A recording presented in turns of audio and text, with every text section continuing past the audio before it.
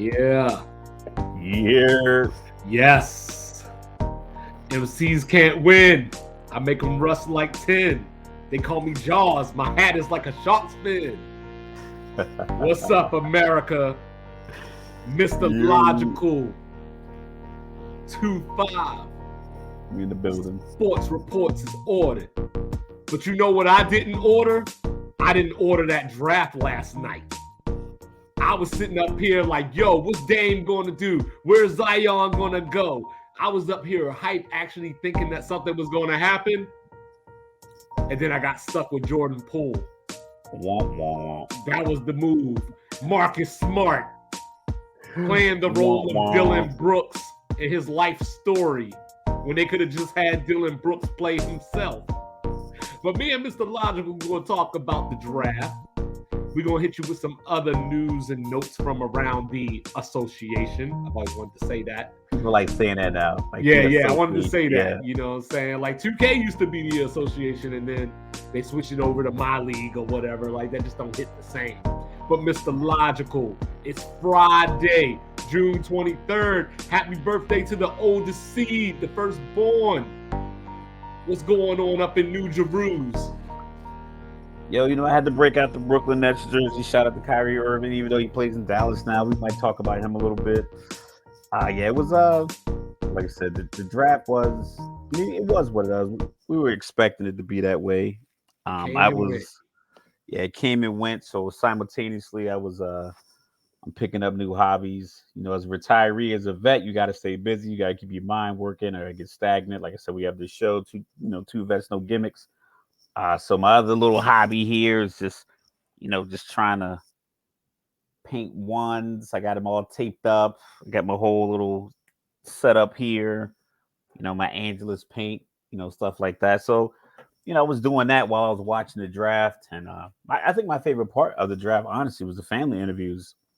A lot of full families, a lot of two-parent homes, a lot of black fathers. Shout out to black fathers, white fathers too, but just dads in general. For the same week, and apparently Father's white Day. Moms. A lot of white moms. But that's the draft. It's a lot of white moms. If the player's light skinned, either his dad is Juwan Howard, his mom is light skinned, or his dad from Ghana rocking the hairline. His mom's French. I'm so envious. Listen, I told you I took mine down, to get it back. So sometimes you just gotta clean up. You gotta clean up. Y'all have to make a comeback. Don't call it a comeback. I've been here for years. But I was watching this draft, and before we get into like the individual stuff that stood out to us, I've been seeing people.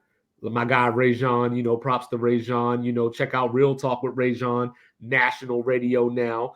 But he was talking about how he didn't know any players in this draft. Like it's hard to get into the draft when you don't know anybody. And like back in the day, some players used to come from high school, but we knew about them. Like if you were coming, we knew about Kobe, we heard of KG, we heard of T-Mac, and then they came out with one and done. Telfair, Dwight Howard, then they came out with the one and done. You had your John Walls and Boogie Cousins and people like that. Now you got like overtime elite and a bunch of overseas dudes. I blame the one and done rule. The one and done rule is the reason. Well, people like to blame AAU, and I think, you can look to that, but even out of the AAU circuit, they're still plucking out the best NBA talent out of that. So it can be 20,000 kids. I'm pretty sure there's more. It could be 20,000 kids across the country playing AAU, not learning how to play defense. Listen, everybody who plays basketball at 16, who happens to be 6'2", 6'3", 6'4", they might not make it to the NBA, but the NBA and colleges are finding the best players who play at those whenever opportunity they get, if they're going to play at their high school. But the AAU players, the one and done rule and not paying these guys. So the NCAA's one and done rule, or the NBA's one and done rule, and NCAA not paying guys is the reason that you don't know who these players are. Because I'm going to go back to Brandon Jennings. Remember, he was the number one player and he wanted to come out, and they were like, no, you got to go to college. He was like, I don't want to go to college. I played some pickup with some of these NBA guys, and I'm like, hopefully he went back to college. I'm better. I think, now a lot of the guys tend to go back. You go to school online. I got homework tonight. So when they weren't paying these guys started going overseas. Well, when you were going overseas, you weren't getting, a lot of visibility. So now as basketball has become deliberately more global, with the NBA like expanding mainly to China and then kind of expanding from there, guys are like, cool, so I can go play in Australia and get some run and get paid, or I can play now in these Ignite, these G leagues, Yeah, these I was going to overtime ask you that. leagues. You have a athlete son. If he was a basketball prospect, would you, as you're mentoring him and looking at helping him with his decision process, and he was a big name prospect, would you look at overtime elite or something along those lines, or would you still go to college route or advise him to go to college route? The I would advise to go to college route with insurance policies. Mm-hmm. So you can essentially, like Jameis Winston went back to college and got an insurance policy that essentially he could like get money from, Willis because McGahee. he was going to get they knew he was going to be a number one pick in the draft. So you can, and now with your NIL deals, I would have him go the college route until overtime, expands and becomes a more competitive. And then you got to get some overtime guys that hit. Like we're going to talk about the Thompson twins. If these guys hit, then the kid who's 16 right now, about to head into his senior year, going to turn 17, he might say, you know what? I might try overtime elite. I'm not going to go to Kentucky. I'm going to go to overtime elite. Kentucky's still going to get another great player at that position. So Kentucky's not going to hurt. But if this guy was a top 15 out of the top 100, yeah, like, cool, I'll go to overtime elite. But the Thompson twins that are out, they're going to have to hit in order to drive the buzz for the league, and then get, maybe more teams, get more buy-in, maybe get like real, investors, maybe other NBA guys. I don't know what the legalities of it are, but Mm-hmm. the traditional college route, if you are a blue chip athlete, do it. If you are an exciting player with the buzz like Mikey Williams, I'd go overtime elite. Because if you go to college with the buzz from all your AAU stuff, and Mm-hmm. then you're at Vanderbilt and they're like, hey, we need you to run this, this 4 out offense, or this motion offense, or this pick and roll, or this pick and pop, or we need you to play off the ball. You're like, I haven't done that since I was 12 years old. And then you don't look right. So now you don't get run, or maybe you buzz, so I think the overtime elite will match your Instagram stardom.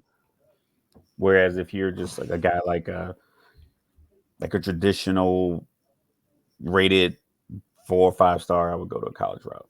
Yeah, I think the college just gives you, and I know we live in this era of social media, reels and TikTok and all that stuff like that, but there's no advertisement to me like being a part of March Madness, I guess, becoming a household name, especially if you're already at a big university like, say, Duke or Carolina, Kentucky.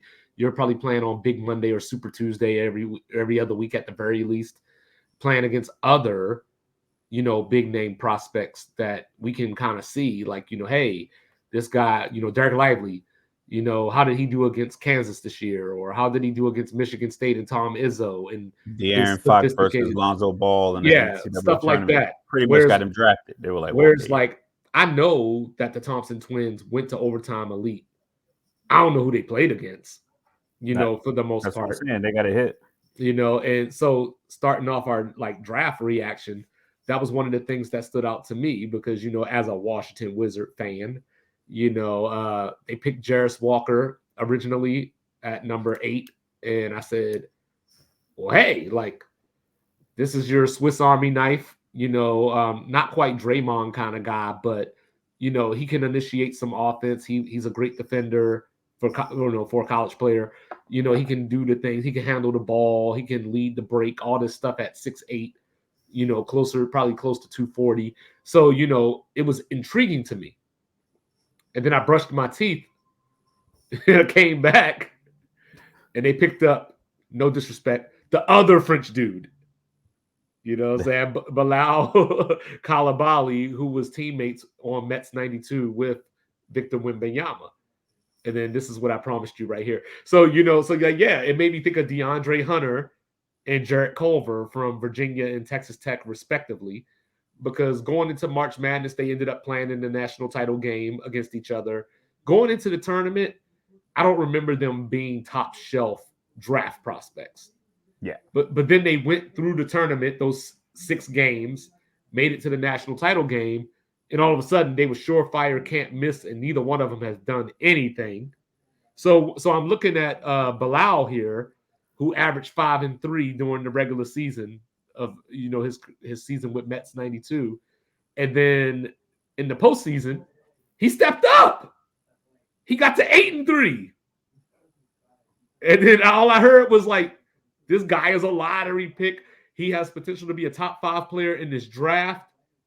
And I'm sitting there like, that makes sense if he came back from 5-3 and then that went to 16-7. And you could say like he stepped it up when it mattered the most. But his rebound stayed the same and his points went up by 3. At 5-3 or 8-3, where are you impacting the game?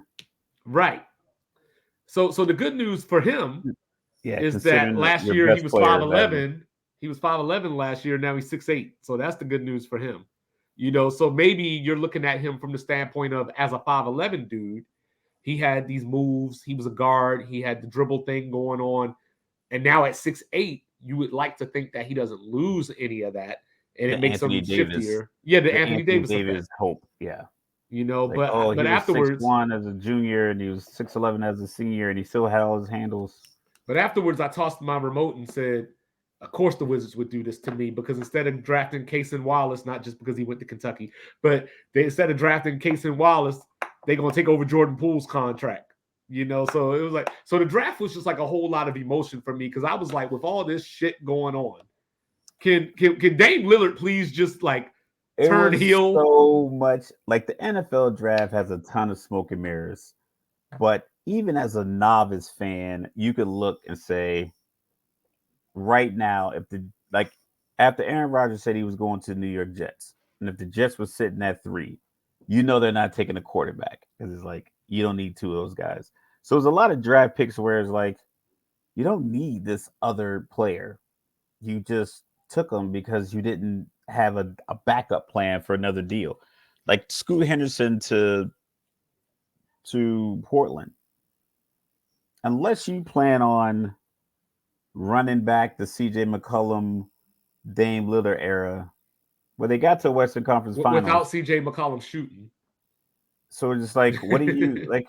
What is your like? What are you trying to build? As we just watched Denver win an NBA championship with a pretty balanced team, a la like some of your older previous Spurs teams. Big man in the middle, fundamental. Granted, Tim Duncan doesn't have the ball like Jokic, but he's essentially, we need 6 points in a row.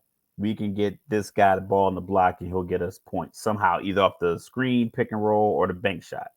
Jokic was basically giving that to Denver, and then Ginobili playing the Murray role. And everybody, all these teams are just out here just drafting guys they already have. Hey, you ready for the hot take question of the day? Let's hear it. Because I don't normally do hot takes. Like, I just say shit that goes against the grain, but this one might be a hot take question. So is Brandon Miller going to be the Darko Milicic to Scoot Henderson's Carmelo? if the lights of the tournament were too bright and that's why he played down like that, then it could be tough, because he doesn't have a lot of time in Charlotte. That team is one bad season from breaking it all up and moving pieces. You already had the great, one of the greatest basketball players of all time as your owner decide, you know what, I didn't get the number 1 pick, I'm out. And he got his money, he's going to leave. Like, I know Michael Jordan got like probably the hugest ego ever in sports, but why are you drafting players that you could still beat one-on-one? That don't even make sense. If I could beat you one-on-one, you can't play for my team. Yo, he did it, but I think Jordan doesn't care. I think they said, like, we watched The Last Dance. He was chasing dude down for $1. You lost $1 to me I want my money. And they're like, you doing all this for a Did he ever dollar of make money? up with Barkley? I don't. I think they still have a little. I think it's still tenuous. We'll use that Mm, word. Since we're in the media scope now. yeah, I mean, I like. I think every team should at some point just like go young, but you got to marry the young aspect of your team to a good coach, and you got to let it ride because it could work. like But say you have Houston, Houston. because I like what Houston did last night. I like it if they can convince the players they drafted to just like, yo, let's if we can keep teams to 106 points, we can go 50 and 32 realistically. Like if you can keep, because I think Miami was last and they were probably around like 108, 109 points. So if you can defensively keep teams in that range, because people talk about the West, it's not a lot, it's not that much firepower. If you think about the league, like across the league, the teams, like the top five teams that people are probably picking to win a championship, all have holes. They all have guys who opted out of contracts or they're old. So you have teams like the Lakers, they have talent, but their talent's old. The Warriors, they have talent, but their talent's old. Milwaukee, they have talent. Their guys opt out. Drew Holiday's always talk about retiring. Then if you want to call Dallas a potential contender because they still technically have Kyrie and Luca, maybe. Obviously Denver for the back to back. So you have an opportunity as a team like Houston, young Coach Carter style. Like, listen, you didn't teach us any plays. He's like, what we do at practice? Run. What do you think I want you to do in a game? Run? Hmm. Yes. Get the rebound and go. Go So, to the hoop. so you remember, speaking of Kyrie, but not Kyrie. Speaking of Dallas, I always referred to them as being a disgusting little team. So you mean to tell me that they tanked, ended up with the number 10 draft pick, just to trade down to 12? That's what you tanked for? Now, granted, they got the right player as far as like what they need. I don't know how good Derek Lively is. Like he has the potential. I saw the little clip of him shooting threes and everything, but nobody was I on him don't or need you anything. to shoot threes. I need But you to rebound, block shots, and dunk. That's and it. he was doing that at Duke. Their defensive numbers while he was on the floor, playing defense were awesome. They were off the chart, but he didn't really provide anything offensively. So as a 7-footer in college, I need you to give me like 14 and 11 or something. Like so like yeah, he'll run the court, catch some alley oops from Luca, Kyrie That's what whenever Kyrie feels like passing. He give could me he could 12. Give me 12 points off of putbacks and lobs. Give me 12 rebounds. Give me 2.5 blocks. hopefully they didn't draft like 18-year-old JaVale McGee, basically, is what I'm getting at here. It's like I said. It's just you when you're that big. I mean, the size of these guys. Like I said, I have one friend that's 6'6", and to me, he looks like a giant. These guys are 6'4", 5, 6, 7 inches taller than my Mm-hmm. tallest friend. And then you look at their blocks, and it's like you don't average 3 blocks a game, and you're 6'11" In college. in college. And in the NBA, I mean, yeah, they shoot a lot of threes, but the dudes coming to the rim, you should be blocking Scoot Henderson's shot every single time he comes to the rim. Yep. At least contesting it if you're 6'11", 6'10". You shouldn't be looking to do anything else. Like you should literally go onto the floor and say, hey, coach, don't even pass me the ball in the offensive end. I'm just doing pick and rolls. I'm setting hard screens. I'm getting rebounds. Mm-hmm. And you should be good with that. You can get your big extension off of being able to do that. So I We got remember Dennis Rodman not because he shot threes, because he was a crazy rebounder. right. So I got some more stuff, but what's something that stood out to you? I like the Twins going back to back, and I hope that, like I said, for the sake of the college athlete or the amateur athlete getting paid and riding that buzz, I hope the overtime elite players do well, because I think you need diversity. What's happening in a lot of sports is that, like we talked about with baseball, baseball just has essentially their pipeline of players from the Caribbean, Dominican Republic, Puerto Rico, Cuba, and then they have the players in the United States that play travel baseball. It's essentially a monopoly on the baseball talent in the United States, and then they have the programs that are just sending kids from the Caribbean to the league. There's not much diversity. So when they only had college and these guys are doing one and done, the only successful one and done stories were guys who went to Duke, Kansas, Memphis.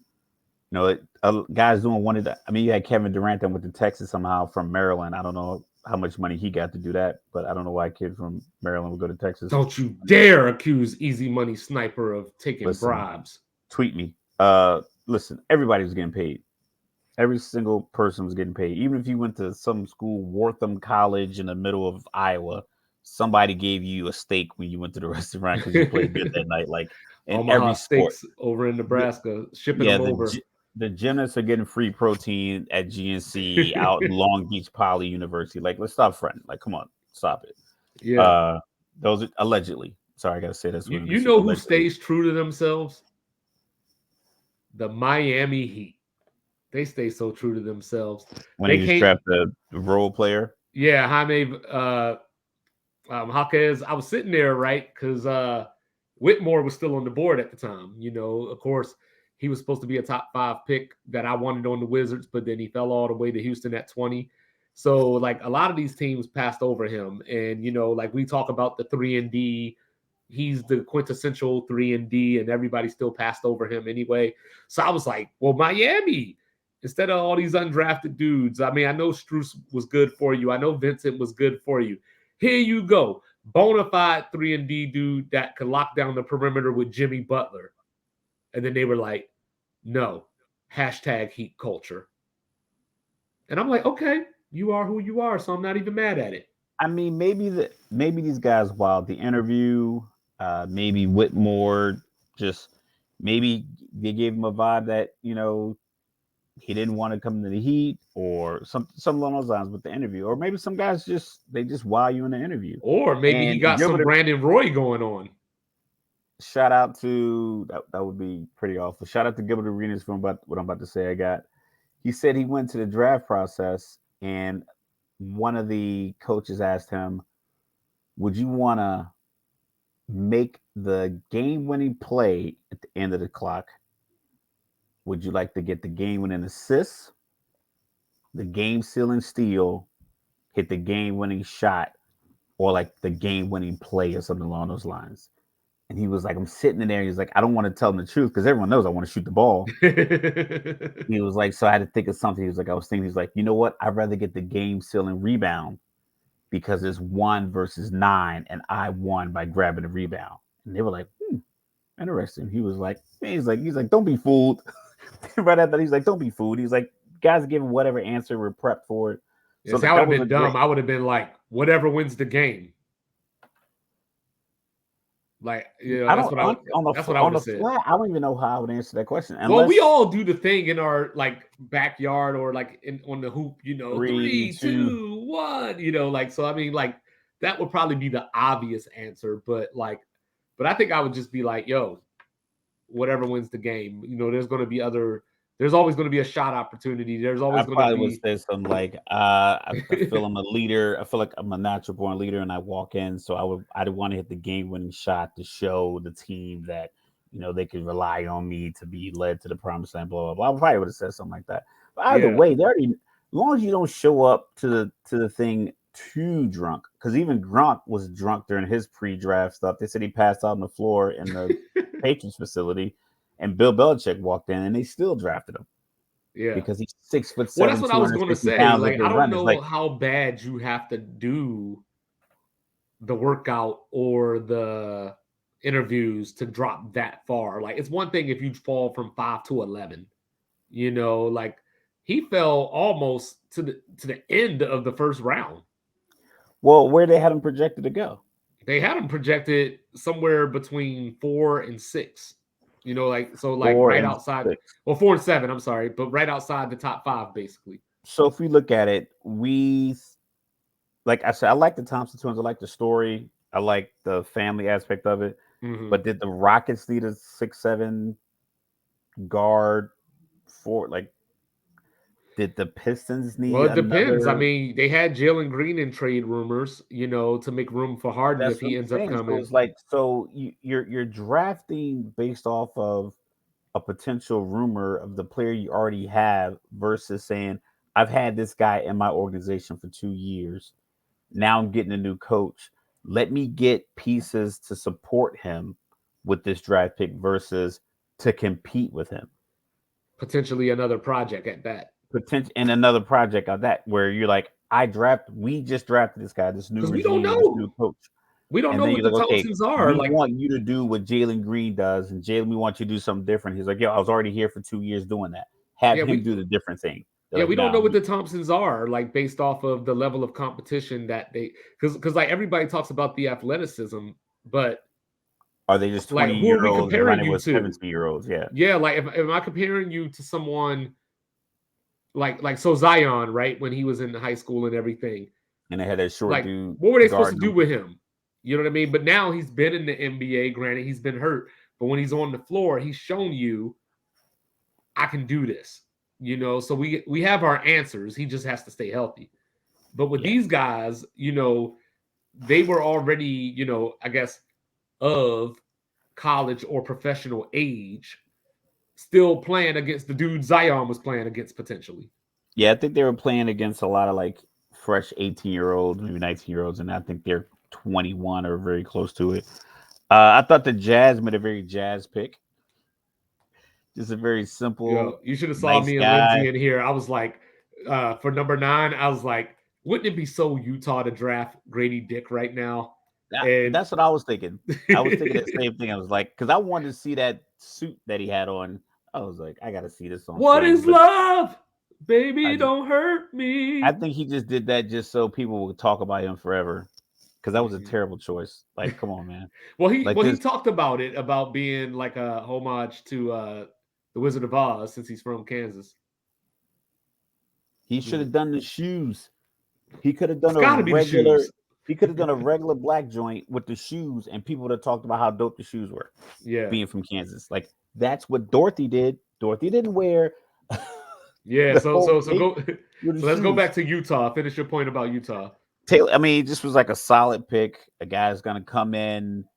I love how all the commentators just basically insert all of these draft picks into the starting lineup. Like they always, oh yeah, you got him and Kessel down there blocking shots. It's like, yeah, you're working on the assumption that they're both gonna be on the floor at the same time, or that these guys are going to make the active roster because some of them are going to still be in very, very, very nice tracksuits, sitting next to fans on the far end of the bench, passing towels down from the trainer. Like, so some of these guys aren't going to play. So that's it. I like the pick. His percentage from three, they were talking about and then he had some stat 1.7 points per game in transition was like number one for anybody over 6'8". I mean, it was a very ESPN NBA TV kind of statistic. Other than it's, I think it was just trying to outline, analytics reference to his hustle. Uh-huh. Instead of saying he hustles, he gets points at the rim in transition.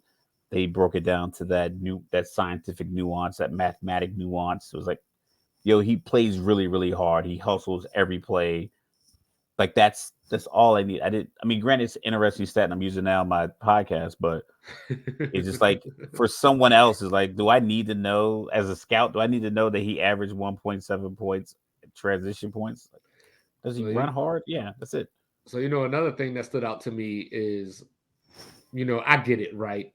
Somebody posted in the group about Trace Jackson Davis from Indiana talking about how people were going to regret him falling to the second round. Like all the projections I saw had him at like Denver, like, basically in that like 27 to 30 range or whatever anyway. So it's not as if you were a top 15 pick that fell all the way down.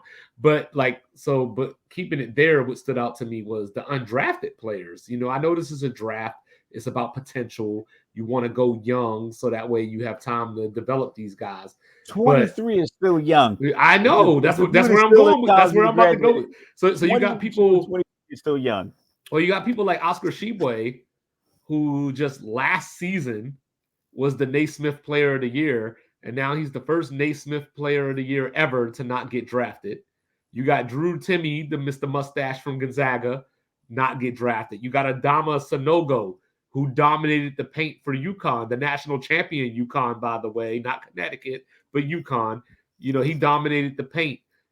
And none of them got drafted, because big men are being phased out, So, like, But yet a dude who averaged 5 and 3 in France got drafted in the number top seven, 8, number yeah, number 7 seven, overall. yeah, yeah. So, and I liked Jarris Walker going to Indiana because Indiana is like a confusing team. Like, they have a lot of talent, but I don't feel like they have a lot of parts that they need to be successful. Like, they've been trying to trade Buddy Hield for some reason, even though he's one of the best shooters in the league. They got Halliburton, who's a pretty good shooter and a great point guard. They got Miles Turner, who they've been trying to trade, that locks down the paint. They just drafted Ben Mathurin, who started off last season like coming off the bench as a rookie, but scoring the most points in like the first 5 games off the bench to start a career or something. And then Another one of those stats. yeah, but then they didn't. But then they didn't have that power forward slash, Swiss Army knife that I referred to Jarris Walker being. So he fits there, but I don't know if it matters if you end up trying to move Hield and Turner anyway. Yeah, that's the thing. So, like, as teams are building, like they're building their teams, they're getting these young players. I think Detroit has a good opportunity to, with the coach that has, first of all, the contract in and of itself, I think gives you a few years. Like I said, we talked about it when the news first broke. Because there's so much money, you're gonna give them 3 years minimum, like three You have full to. seasons. You have to, because you'd be paying out so much money if you don't. And Eastern Conference isn't like hyper strong. I mean, you have Miami, Milwaukee, Boston, Philly, if Harden comes back, I guess. but if Harden doesn't come back, Philly's a 6 seed at best. Not if they Just get something that Dame. simple. Well, they're gonna have to make that move. But Mm-hmm. if they don't get Harden back, they could easily fall from 3 to 6. So there's room for a team like Detroit, a team like Cleveland to keep, to maybe rise up. So it's not out of the realm of Oh, possibility that speaking they of could do Cleveland, well. did you see their second round draft pick? Monty Bates, Yeah, see if it all from works. Grace. You gotta give these guys an opportunity. And I think sometimes just you gotta fall in the right position. So he's fallen to a team was number 4 in the East Mm-hmm. last year. And Yeah. they made a big trade in the middle of the year. So you give them an off season. They have, great talent, Jared Allen, Yeah, and they got him uh, at number Darius Graham, 49. So, send him to the G League if you need to, or give them a shot. or give him a Like, shot. give him a shot. I mean, it's like, what is it going to hurt if you just give this guy a shot? So I like those picks. I like those moves. I like Like, especially in actually, the East, I because I don't never, think like real like my bad to cut you off, but if we think about it realistically, there's like 3 or 4 teams that you could project next year could be in the NBA Finals as the way rosters are currently constructed, and that's Denver because they have all their pieces, and I think only Bruce Brown is going to yeah, command he any opted money. out. Yeah.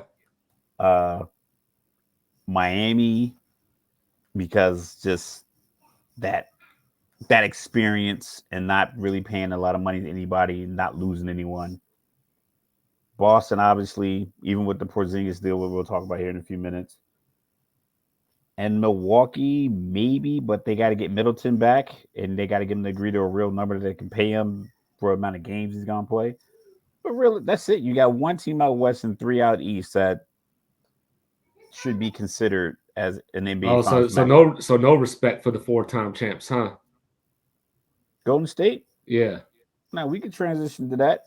Well, no, well, not yet, not yet. But Now, yeah, we're gonna keep because going. Yeah, yeah, because because I just wanted to say, I never thought I would ever say this, but I actually like the Hornets draft.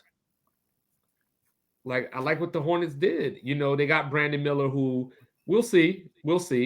but at the very least, he's a 6'9" shooter. You know, that's his I don't profile. see it in his face. We'll see. You His know, they face got his Nick face Smith. looks it looks soft. They got Nick Smith from Arkansas. You know, who was top in his class coming out. Had some injuries. Played well towards the end, minus the UConn game in the tournament, but nobody played well against UConn in the tournament. And then Yeah. they got Amari Bailey from UCLA, who, if nothing else, can probably knock down open shots and will be somewhat of a lockdown defender. So I like what they did there because, you know, usually when we look at Charlotte, we come back 2 or 3 years later and say, well, this is the person they could have had, but then they did this, you know. So But you presented that you presented that something about Brandon Miller's like his when I looked at him, he just didn't look like he had like the intensity. mhm. It just looks like He reminds me he of looks like Wiggins. somebody you can snatch him out of his hand. He reminds me of Wiggins in that Like way. you can snatch his phone Like out you of his have the hand and like go ability. through his shit and he wouldn't say anything. Like he has the ability, but does he have the and I know people gonna kill me for this one. Like Vince Carter, like you know what I mean? You got all the talent in the world, but why is it not looking like Kobe? You know, or like why aren't you looking like T Mac? All I'm saying is that he's lucky that Jordan got his money and he's gone. Because I don't Oh, I he would just be the think next on the list of people Jordan beat 1-on-1. yeah, because it's like I didn't see like he got drafted second overall. I didn't see any emotion. Like I said, I watched the parent interviews. It just felt very just blah. Mhm. Like it felt like the way he played in the tournament. It just feels like a guy who's like feels like he's done with basketball. Like his face had that like it didn't have like this excitement to it. Mhm. You know, you listen to Scoot talk, you listen to the guy, I think he got drafted out of Houston, I can't remember. But he had his family and all his pictures inside of his suit, and he had HPT on the outside of his suit. He had his brother there with him. And then, you know, Jawan Howard and his son was like emotional. It just felt like Brandon Miller just was like very just robotic. And like I said, and he's small, so he's gonna get pushed around. I could just see him just getting pushed around and just they're pulling him out of the game and putting him on the bench. Well, you know, I was the other team I wanted to highlight real quick before we moved on because they deserve to be talked about because they are the world champion Denver Nuggets. So I was looking at them, and me and you always do a lot of talking about roster construction, and you know we were talking about Jokic being the big, and but everybody else is going small and trying to do all this and all. So I was looking at their draft, and you know they got you know Strother from Gonzaga, you know who I think of as like a 6'7", you know version of like Malik Monk. You know, they got Jalen Pickett from Penn State. You know, just depending on what you think, he could be Andre Miller-ish kind of. He's more of a in the lane scorer, so maybe he can replace the Bruce Brown production in some ways down the road. And then they got this Hunter Tyson kid who kind of reminds me of hopefully I'm saying his name right. It's been a while. Miritich that used to play for the Bulls. You know, so I'm looking at Denver and I'm just like, they just went Golden State on y'all. You know, like where Golden State had Sean Livingston and Barbosa, you know, they had these dudes that like maybe they weren't necessarily all 3-point threats, but they were a threat to get to a spot and make you pay for it. So depending if they pan out the way that, and I'm not saying that any of them are going to be all stars or anything like that, but if they just pan out to be solid the way that I think they can, that just adds another layer of Denver of hopefully you better hope that they can't play defense because I don't know how you're going to stop Denver's offense. But that's the thing. When you have an offensive system that runs through a couple of different guys, up to three guys at times, if you're out there just playing defense, just roll to the hoop, Aaron Gordon style. They don't Mm-hmm. call plays for Aaron Gordon. Aaron Gordon got a rebound and he looked up and he was like, all right, Max Strus is down. He's the only dude in the paint. I'm just going to go dunk it. And Yeah. he just would just go to the hoop. And then when they would switch out, he would get the lobs. Jokic was like throwing them. Oh, look, speaking of Aaron Gordon, right there, dunking on the highlights. I mean, it was an offensive foul they didn't call, but I mean, I feel you. Yeah. Blake Like Griffin I think style. I think when you win, I think Greg Popovich talked about this. He was like, sometimes you need to lose that way. You need to lose a close game that way you can make adjustments. Because if you hit the game winning shot, then you won't look at Mm-hmm. the adjustments you need to make because whatever play you drew up in the final seconds you won. So I think teams that lost, they made different kind of moves. They make some trades. I think after a while with these draft picks, you're just picking players because you have to pick players. A lot of these guys don't play. Think about like how many rookies made real impact on teams last year, like throughout the season, where you were having a conversation with anyone that talks basketball about like a rookie. So I Even Ben brought Carroll didn't really we didn't get a lot of buzz. so I brought up Jalen Williams from OKC, and everybody said who? There's two of them on OKC, right? Yes, two of them on OKC, Both of them named Jalen Williams, yeah, and that's the thing. So it's like even that part should be interesting. And we talked about Chet Holmgren, but he didn't play. right.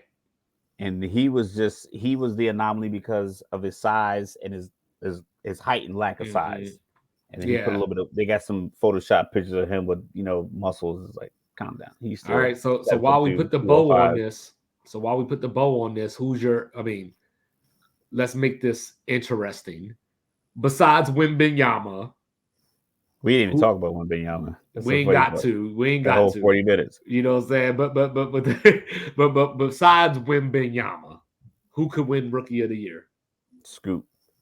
Okay, let me rephrase. Besides Wimbenyama and Scoot, is there No, anybody else that you not see that no. stands out that The reason that I could? say Scoot, the reason I say Scoot is just because like, people had him rated so high.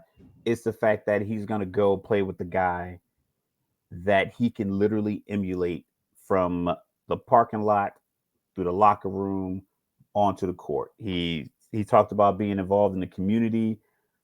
Damian Lillard does that. He's big in the community in Portland. He's big in the community in Oakland. Being a good shooter, like Dame is one of the top shooters in the league. He always calls himself two, so he's very modest. So you can follow a guy that's very humble, Mm-hmm. and then just your ability to flat out score in that offense that seems to be geared for a guy athletic 6'2", 6'3" range. So he can literally emulate what Damian Lillard does, a la what I used to do with my cousin who was a couple years older than me. I'd watch how he moved, I watch how he dressed, I watch how he talked to girls. I did all of that, and because of that, like I picked up on so much good thing that he did, and his ability to talk to people and things like that. Mm-hmm. I just watched him, and I think if you are Scoop and you can watch Dame Lillard, Mm-hmm. and you're not in competition with Dame Lillard's established.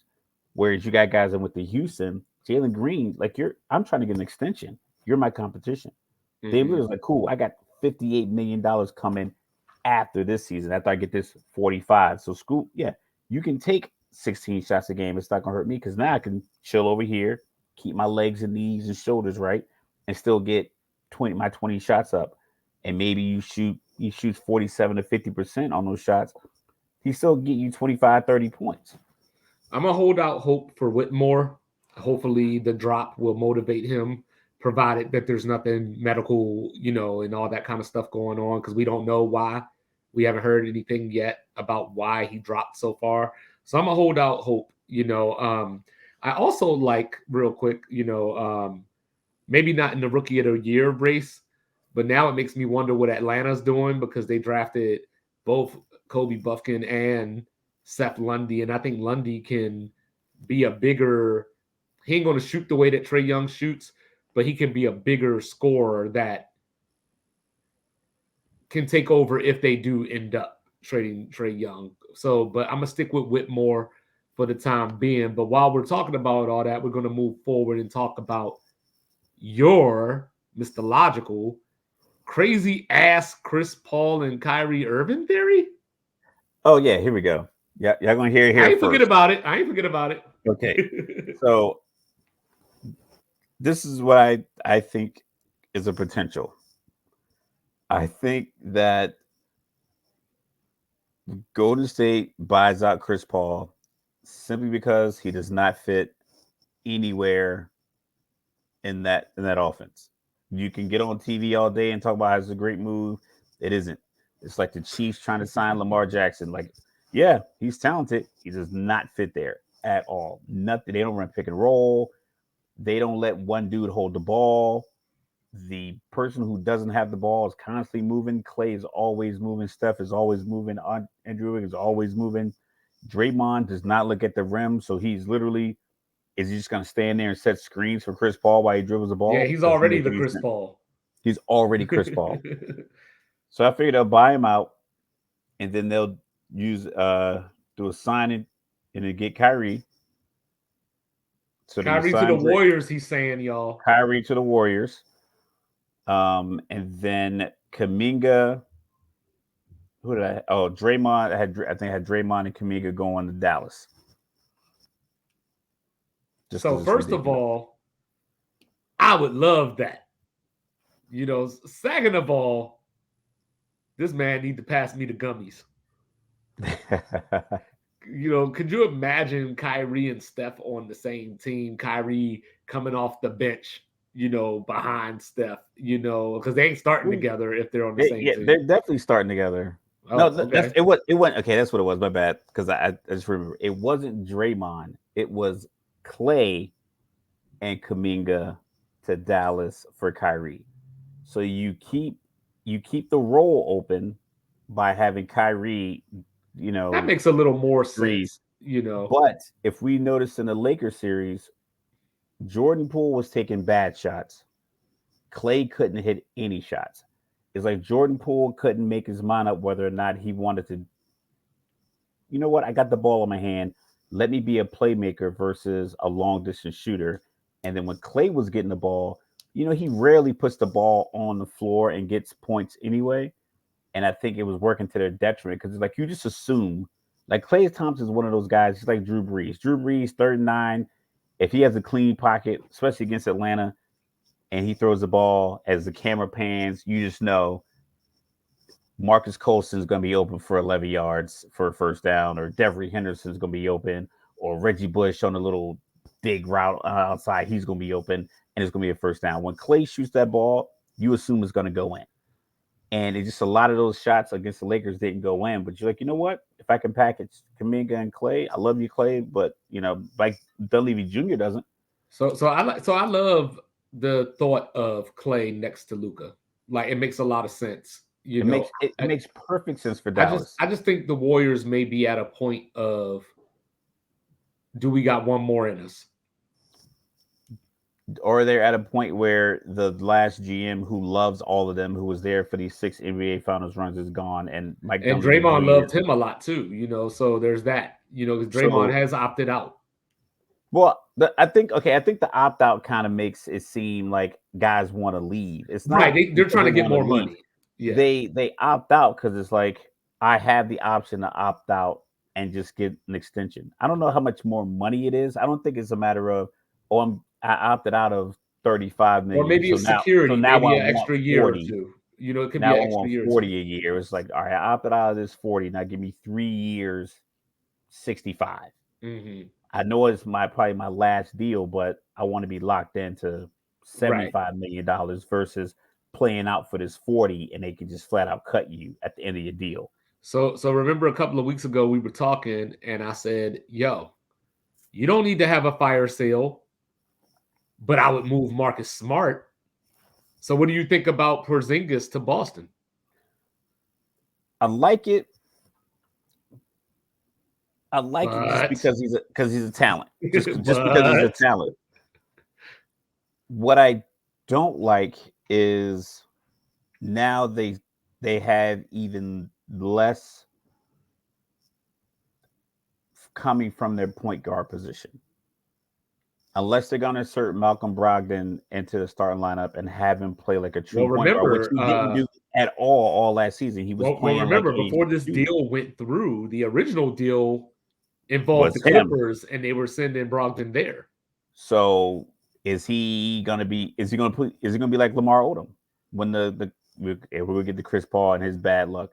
But that Chris Paul deal had Lamar Odom going, and then when David Stern vetoed it, Lamar said, I watched the interview. Either he was in an interview or on the Kardashians. He was talking to someone about it, but he did say like, "Yo, that really bothered me."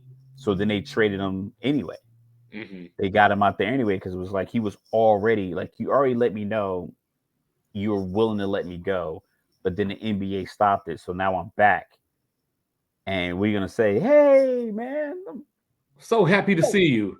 go get your jersey, get your locker back, go get a Yeah, new passcode, because you know you got to trade, you got to give it shit back, you got to give the codes back, you got to give whatever access keys you have, the playbooks, you got to get all that stuff back. So you give it all back, and then you ready to go on the plane, and it's like you get a Twitter update yeah. It from was like some that. dude. It was like that Mace video when he was on the phone with the girl. I was just saying that to make you Make you mad. mad. Nah. So yeah, he might move, but if you can make a move and get a true point guard, if he really is unhappy, because Mhm. people say be a professional, it's like I could be a professional and also still have feelings. Like, listen, you literally Right. were willing to get rid of me 4 days ago. They're not mutually exclusive. I Yeah, am shocked that Memphis gave up Tyus Jones, though. it doesn't seem like it makes a lot of sense, but like I said in our little pre-meeting, we jotted a couple of notes down through conversation. Marcus Smart might be able to give you the Dylan Brooks defensive intensity and the, I don't want to say the aptitude of a And point guard. actually be able to back it up. Dylan Brooks wasn't that bad. If we break down them, it wasn't that bad. He just was obnoxious. Defensively, he probably was as good as any other of your 6'7" defenders, your wing defenders in the league. He just he was all theatrics coming into the, like, he's walking into the arena like he was a wrestler. Like, he literally dressed like Stone Cold Steve Austin one night and came in. It's like, stop. I don't think he played. I think he came in dressed like that and like he was he was a healthy scratch. So he just wore that to just to come watch his team play. Just so we could talk about him. Yeah. So, but I think Marcus Smart, and then he might not be a traditional point guard, but he can approach it with this understanding, like, all right, I can run the point. Like, I'm here to handle this, versus a situation like Steph. Like, Steph doesn't really run the point. I think Steph would come up and give the ball up and run around and get the ball back and shoot, Yeah, versus that's why Marcus if Smart saying, Draymond okay, go ahead and does run the point. leave, the empire is really over. I think they're gonna, like I said, I think they're gonna pay him, but Clay and Kaminga might be in Dallas, and they might bring Kyrie in. But my take that I was telling you earlier, that I thought about it as soon as I heard about this trade, was, what is it, June right now? So in April, there was a game against Phoenix, Golden State, and after Steph got an and one, he said it ain't 2014 no more, referencing the Chris Paul Clippers Mhm. eliminated them from the playoffs. That was the last team to do it in the West before this In the year. West before this year. Mhm. Yeah, so that was something I thought about as soon as the trade happened, and then I was watching First Things First today. When I was taking my shower after the gym, and Kevin Wild said the same thing. We tend to say a lot of the same things, like him and I. I just noticed that, like, a couple of my takes, because he has Chris Broussard and Nick Wright, who are always like on the ends of their spectrum, so they're arguing from like the complete opposite ends of the table, and like Wild's like right in the middle. He's like, all right, let's take So your he point. provides the logic. I mean, I think we're just like kindred spirits in that way. So, but it's probably happened like 3 or 4 times where I'm thinking something while these two are going back and forth, and he'll say something very similar. But that was one of the things. It's like, it's not 2014 no more. I'm like, Well, that you know what happened it made me think that of? happened 2 months ago. It made me think of the 2019 Western Conference Finals, and there were the reports that came out saying that after the Warriors eliminated them and they were in like the tunnel and in the hallways, they were just screaming F Chris Paul, F Chris Paul. It made me think about that. I said he's the dirtiest player. He's the dirtiest player in the league. He's like, if you question the league, people would say Chris Paul is the dirtiest player in the league. So I only imagine that he's hit Clay Yeah, in the yeah, nuts with his Dominique game. Foxworth. I was listening to Dominique Foxworth, Foxworth Friday on Bomani Jones today. Shout out to both of them. He was saying that, because he was a part of the NFL union. So he went to the NBA union to like help them do some things, and he met Chris Paul, and he was like, I get it. He was like, you meet Chris Paul, you talk to him, he's got all his stuff together. He just seems like the most mature dude in the room. And then you go out on the court and he'll punch somebody in the nuts. A Like, lot. He's done it a lot. Like, arm. He was like arm. Like, dude, you're he as dark as I am. He's hitting dudes with white shorts with his whole arm. Like, at least play a team with some black shorts and do that. But Don't do it at all, man. Don't do it don't. at all. I In mean, some listen. sad news, in some If you're sad not cheat, news, if you're not cheating, you're not trying. in some sad news, we talked about this briefly as well before, but they've already come out and said that the Bulls don't expect Lonzo Ball to play this season. But what I wanted to talk about the Bulls real quick, before we get out of here, is who the hell Zach LaVine think he is talking about don't trade me to the Knicks? When I look around the landscape of the league, the Knicks might be one. If they were to try to trade for him, they might be a team that could offer Chicago the most. Yo, Zach LaVine got drafted by Minnesota, and he has the most famous draft video I've ever seen. When they drafted him, he did this, and he got Not up and quite Zion, but yeah. he did the handshake with his brother, and he tried to play it off later by saying it was like a relief. I was like, I know what relief Nobody's looks like. relieved to go to Minnesota. I'm like, that's not a relief face. But then they had a good team. He's just one of those guys that I think he's good. I think he's always been good. And Dan Hurley was talking about the kid from Connecticut, Jordan Hawkins, Jordan Hawkins. Angel Reese's And cousin. yeah, he's like Jordan Hawkins is one of those guys that he just worked hard. He hasn't had people kissing his butt the whole time, so he's always had to work. Some players might have had people just kissing their butt the whole time and then get into the league and then they feel that. And you look around like you know who you're better than. Mm-hmm. Zach LaVine probably knows that when he matches up against Donovan Mitchell, he's like, I'm better than this guy. When he matches up against Dame Lillard, he might feel like this guy can't guard me. Or he matches up against even like a guy like Kawhi or something like that. And I know these guys play, or when he matches up against Devin Booker, or if he looks at DeMar DeRozan, like, yo, I beat this dude in practice all the time. Why am I the guy always getting the blame and things like that? But that just depends on who you have in your team, in your corner. Because you have to have some self-awareness. Like, listen, you go places, doesn't pan out. It doesn't mean you can't go somewhere else and make it happen. Russell Westbrook is a prime example. Wherever he goes, they blame him for something, and then the next game that Russell plays against that team, he puts every bit of energy he has in the busting their ass. And he doesn't say anything in the interviews. He didn't say anything about LeBron basically blaming every faulty thing on him, even though Anthony Davis is out there with a crutch trying to play basketball, and what Russ is out there playing 79 games, 77 games. So he does just do it. But you have to have that self-awareness to know that I'm just playing basketball, I'm good at it. And it's like what Jokic said, it's like basketball's not my whole life. Yeah, our buddies over at Hoops Hype, said that, Houston could be a threat to get Brook Lopez. So, going back to Ime Udoka being the coach there, there, Horford. I think I like that fit. I think that with a young team like this, for lack of better words, they need a parent or, somebody that'll hold them accountable. Maybe Brook Lopez can be that guy for them. But in Orlando, we've been talking about, hey, they should trade Jalen Suggs. And, we got reports saying they put Cole Anthony on the block.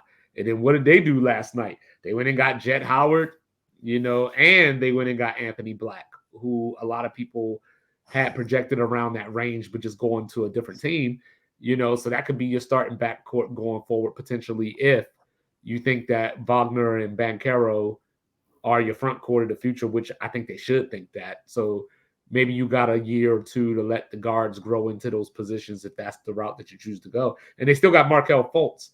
And then last thing I wanted to bring up, the Grizzlies GM. Ja Morant's punishment is appropriate, and it is up to Ja to change his behavior. Yeah, that dude doesn't want to lose his job. He don't want to Mark Cuban this thing, huh? Yeah, that's the answer you have to give. Mark Cuban can say whatever he wants because Mark Cuban is probably his net worth now is probably like $6 billion, if not like his individual net worth, and then the team he could probably sell for another 4.5, 5 billion if he wanted to. So Mark Cuban, he has fuck you money. I say whatever I want. You want to fine me? Cool. I'm gonna pay this fine and I'm gonna pay 4 kids to go to college the same week. So we talk about that and not the fine I just had to pay. Yeah, I can and do you're that. gonna look dumb for finding me after this charity work I just did. Yeah. What kind of human are you? Yeah. Come on, Adam. Yeah. So like I think the problem with the NBA, and it's something that I got from Colin Cowherd, is that there is it masquerades as parity by giving the bottom teams an opportunity to draft at the top. But the way the contracts are written and the way that the teams that already have good players, if you are the Lakers and Anthony Davis comes up for extension, if you want parity in the league, you should say other teams can offer you 5 years max money.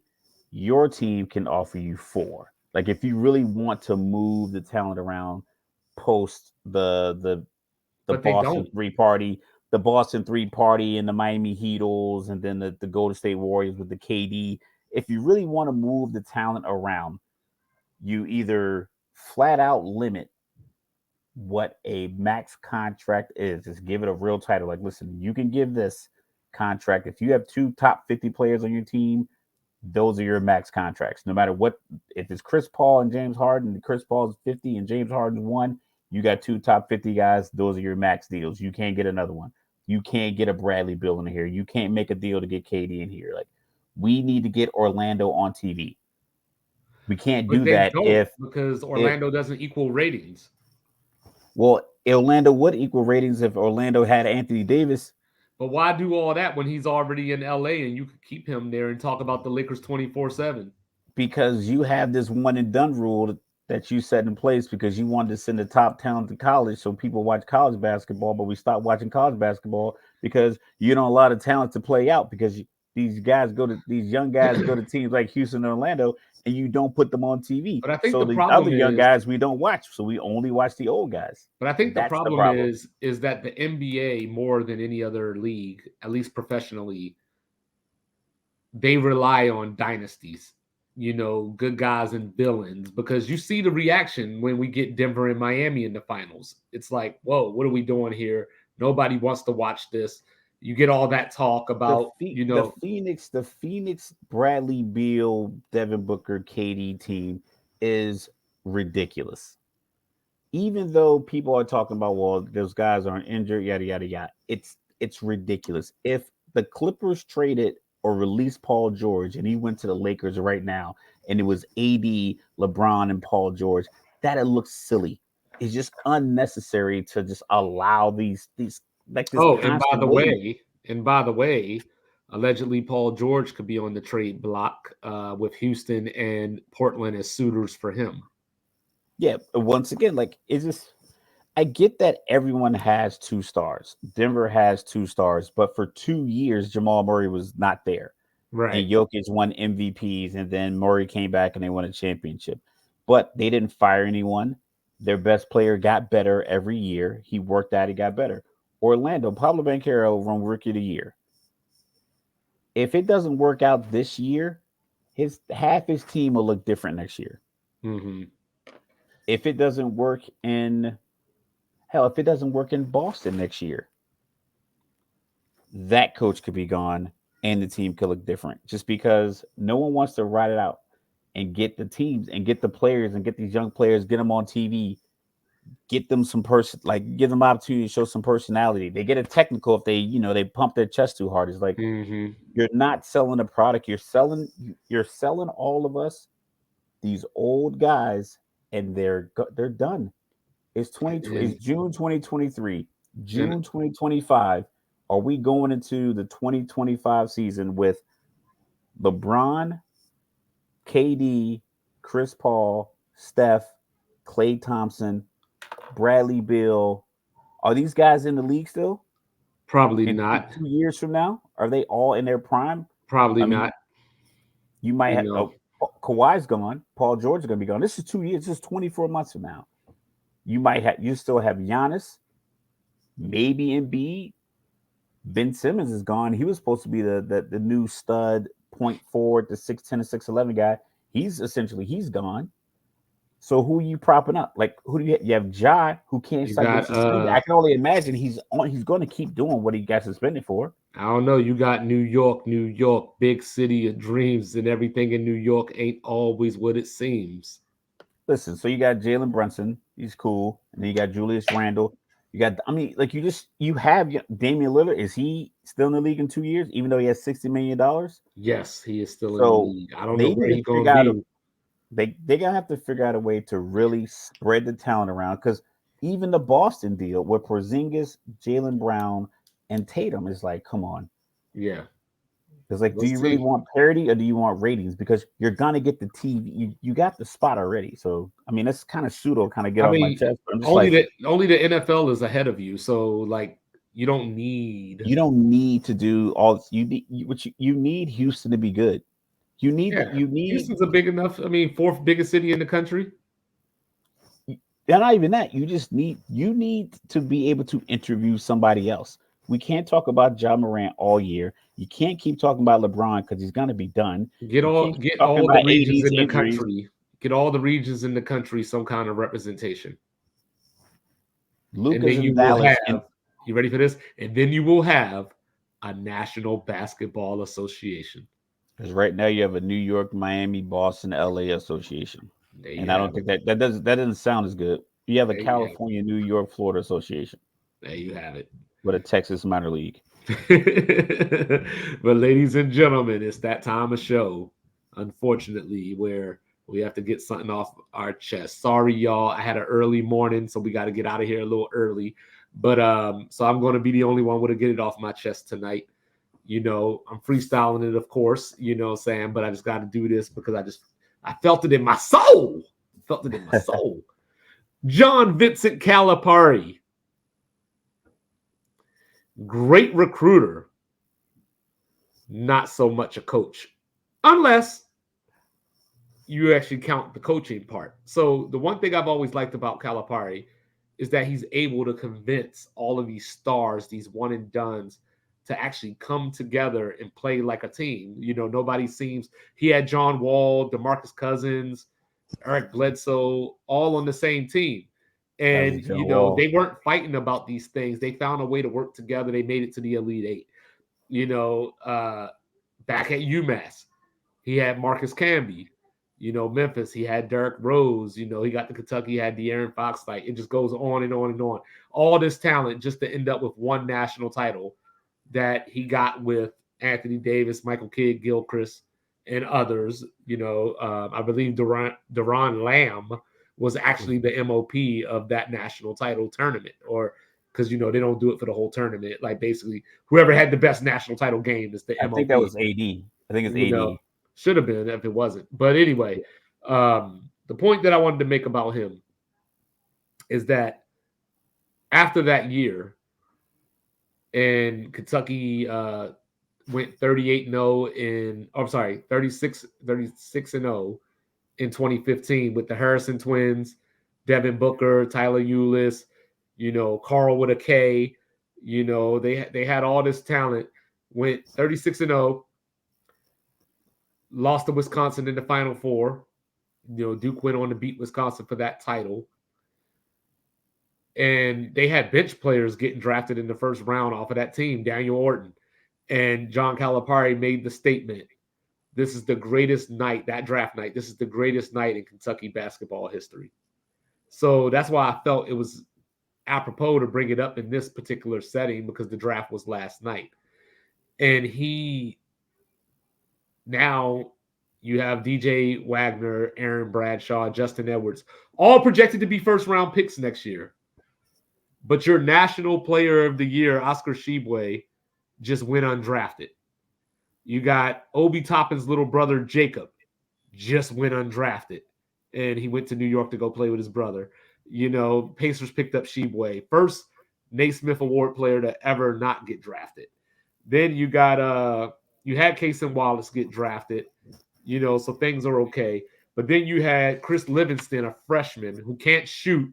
He's another one of these 6'6" guys that can't shoot. Go number 58 to the Milwaukee Bucks. So like he's in a good situation because he went to Milwaukee, but nonetheless, number 58. This is what happens when you put the draft and your legacy, hate that word, but you get it, over the winning program. Kentucky has 8 national titles, second only to UCLA with 11. If you cared about the draft a little less, you might have even passed UCLA by now. But at this point, what is John Calipari other than a shell of himself? So he was Mr. One and Done. The game passed him by because Coach K said, I'm going to show you how to do this. Now we're in this new era of NIL. And you had the Naismith Player of the Year. Could have offered him $8 million in NIL, and he said, no, I'm about to go to the NBA and either be undrafted and pick where I can go, or I'm going to end up overseas somewhere. So what did you do to not get that dude back? Reevaluate yourself, John. Us Kentucky fans want national titles. But hey, that's what I wanted to get off my chest. I don't know what John got going on, but, Coach Cal, bring it home. Bring it home. I see Duke and Kansas number 1 and 2 again in the early season polls. And you got the number 1 recruiting class. Where they do that at? But yeah, I just had to say that because the draft was last night. And like I said, it just hit me. Like I felt it in my diaphragm. Like I didn't even know where my diaphragm was until I woke up this morning with that on me. So, but yeah, I just had to, man, I had to just say that. Like Cal, I still like Coach Cal. I'm not one of the ones that's like throw him overboard, but at some point, with all this talent, you got to win at least one more. Butler with the back-to-back championships out of the Mid-America Conference. He just went 9-16 3 years ago at Kentucky. After their best player got drafted. So not like they had Gordon Hayward both years. He was only there for the first run. Don't make sense. Matt Howard. Shout out to Matt Howard. I don't know where Matt Howard is these days, but, shout out to you. But hey, Sports Reports is ordered. Thank you, everybody, for the support. Thank you, everybody, for the love. Thanks for the feedback. Like, subscribe, reviews, free. You don't got to pay nothing. I will never charge you. But all you got to do is share your opinion and we'll listen. I just want you to know that we value your opinions. We value your feedback. And regardless of who's doing the talking, this is your show. So, hit us up with topics, hit us up with feedbacks, hit us up with things you want to see. I want to argue with somebody. Hit me up. Yeah, do that too. You know what I'm saying? Especially, I want the smoke. Raph out here, calling out the transgenders and everything. So, you know what I'm saying? Like going hard in the paint. I was just, just stating an opinion. Stating an opinion. And, what I'm saying? He's stating opinions. I'm going to hit you with a fact. America, we love you. See you Monday. Peace.